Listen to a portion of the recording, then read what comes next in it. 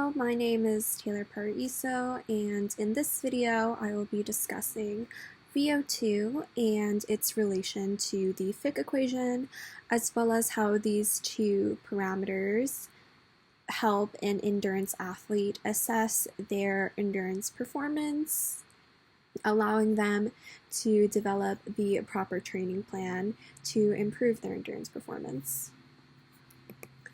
So, the main question is, what is VO2? Now, VO2 is defined as the rate of oxygen consumption measured in units of milliliters per kilograms per minute. Accordingly, VO2 max is the maximum rate of oxygen consumption. So here we see a graph of the rate of oxygen consumption over the exercise intensity. And these two have a linear relationship. So as exercise intensity increases, rate of oxygen consumption will also increase.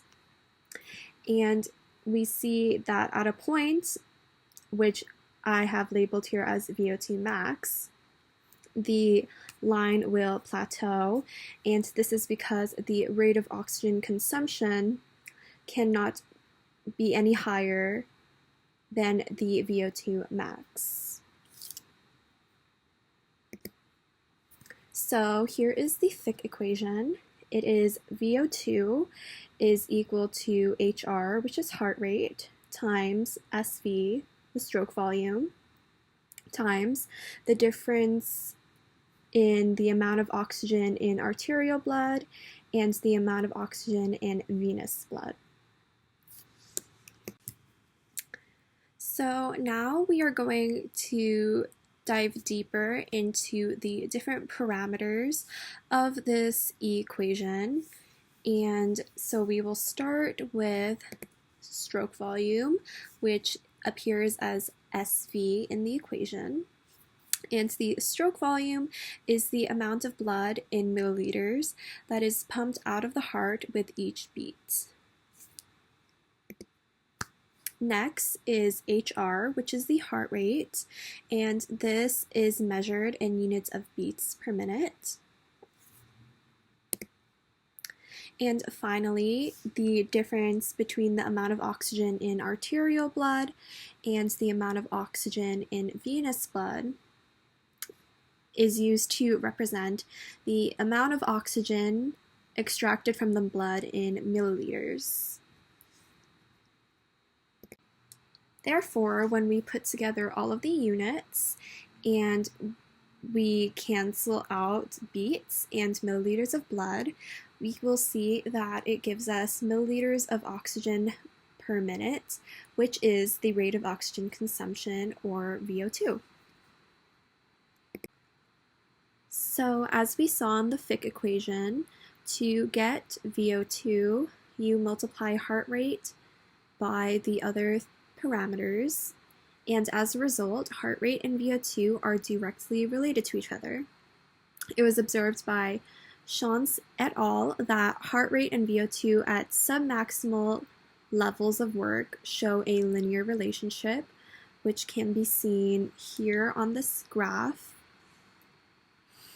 And the relationship becomes less strong once an athlete begins to reach their VO2 max, which is the point at which the heart rate stalls behind the rate of oxygen consumption, and the graph is no longer linear. So why do we measure VO2 to understand endurance performance? Well, the study Changes in Running Economy and Attainable Maximal Oxygen Consumption in Response to Prolonged Running, the Impact of Training Status, found that after 1 hour of running, trained athletes had a VO2 of 2.3 milliliters per kilogram per minute, while active but untrained runners had a VO2 of 6.9 milliliters per kilogram per minute.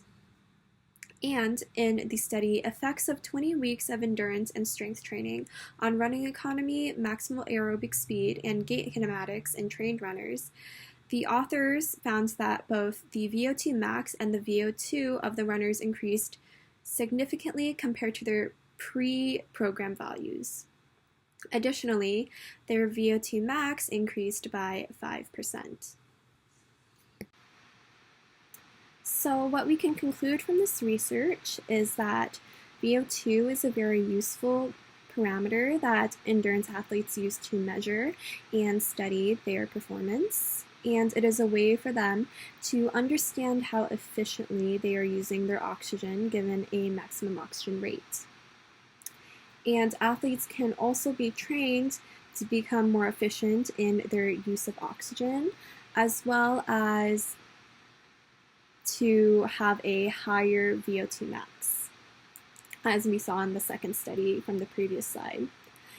And these athletes can use VO2 to develop a training plan that will ultimately reduce the rate of oxygen consumption over a given speed, which is actually their running economy.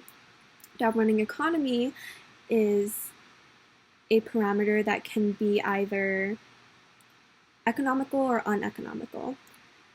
An economical running economy is associated with low VO2, whereas an uneconomical running economy is associated with a high VO2.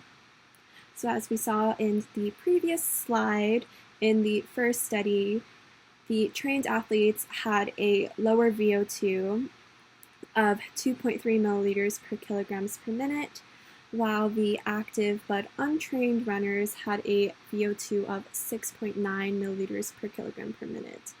And this is because the trained athletes were able to train themselves to use their oxygen more efficiently. So overall, VO2 is used by endurance athletes to improve their endurance performance and how well they are able to use their oxygen so that they can run for longer periods of time and at higher intensities. So thank you, and these are my references.